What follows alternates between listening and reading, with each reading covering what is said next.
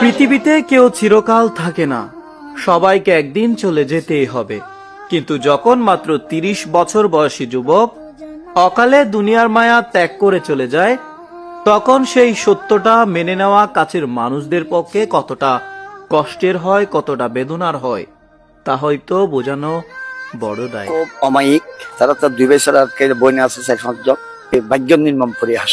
বয়স কম, তার উপর ছোট ছেলে, মা মারা গিয়ে 3 বছর আগে। তারা এখনো পর্যন্ত দমভাবে মিলিজুলি আছে। সুস্থ করি বেল্লাই আপ্রাণ চেষ্টা করছি পারিবারিক ভাবে।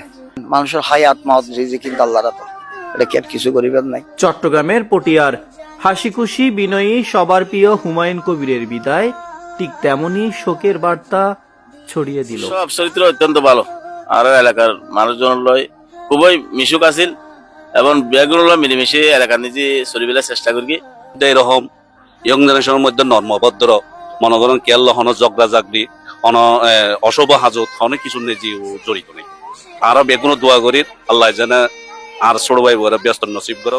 10ম শ্রেণী পর্যন্ত পড়াশোনা করে অল্প সময়ে সংসারের ভার নিজের কাঁধে তুলে নিয়েছিল হুমায়ুন। স্বপ্ন ছিল একদিন বড় ব্যবসায়ী হবে, সদ্য বিবাহিত স্ত্রী ও 1.5 বছর বয়সী সন্তানকে নিয়ে সুখের জীবন গড়বে।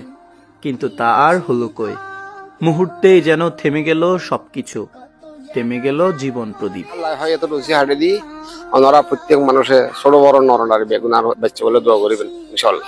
পরিবার জানিয়েছে বছরখানেক আগে থেকে হুমায়ুন হৃদরোগে ভুগছিলেন, তবুও স্বাভাবিক হাসি খুশি জীবনযাপন করছিলেন সে। কিন্তু গত রবিবার হঠাৎ অসুস্থ হয়ে পড়লে হাসপাতালে নেওয়া হয় তাকে। অবস্থার অবনতি হলে তাকে আইসিইউতে রাখা হয় লাইফ সাপোর্টে।